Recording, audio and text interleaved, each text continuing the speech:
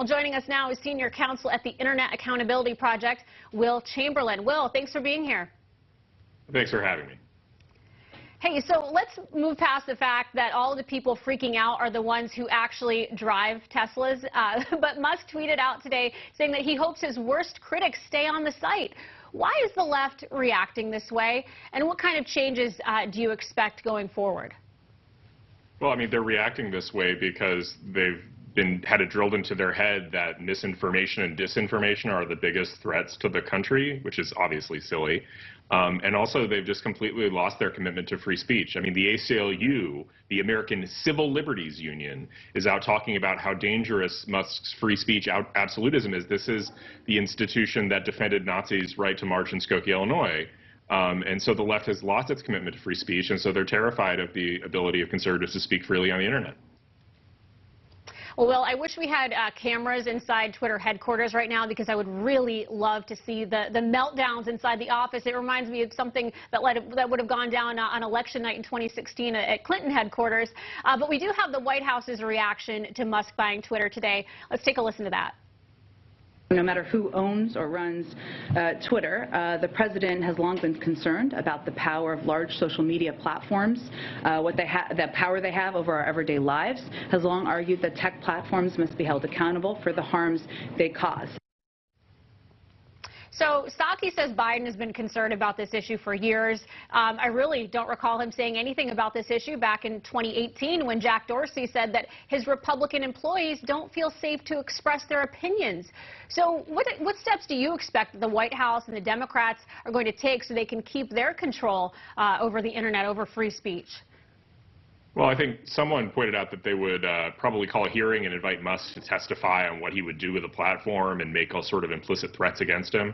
The problem is that if they were to try and regulate Musk and force him to censor, that would be squarely a very, very clear First Amendment violation, right? The government's not allowed to order a private corporation to censor you. And if they do that, then they're violating your First Amendment rights.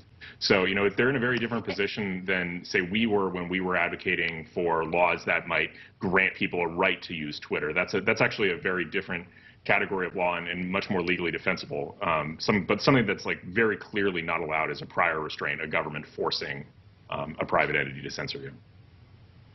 So we're in an interesting time right now, right? You have Musk buying Twitter, CNN Plus not lasting more than about a month. Disney is embracing woke ideology. Their stocks fell and they lost special status in Florida. While you have Netflix losing subscribers at a rapid pace, yet some of these companies are still just embracing this woke culture. You have Google now that launched an inclusive language function to essentially manipulate people to become woke, suggesting replacing words like landlord, property owner, and policeman with what they call more politically correct terms. Why is the left not learning from these mistakes that obviously are driving people away, and it's not ending well for them?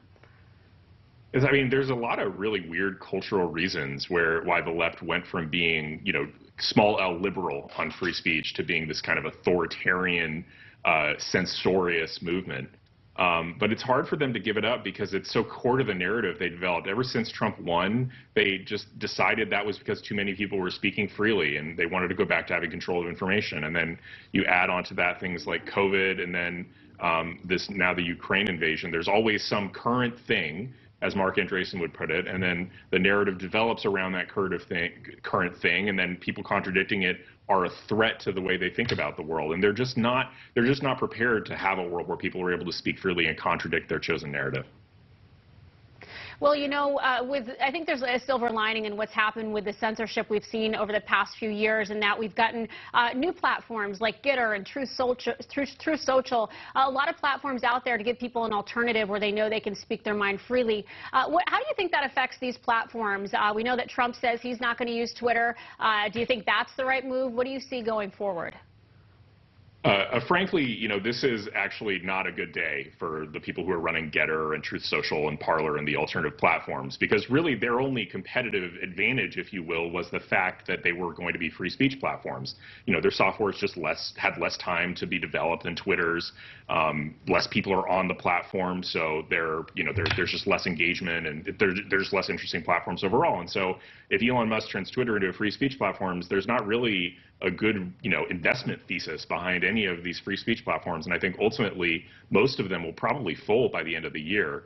I know President Trump has said that he's not going to use Twitter. I just don't see him sticking to that. It's already he has his surrogates post his press releases on Twitter. He's been doing that ever since he got banned.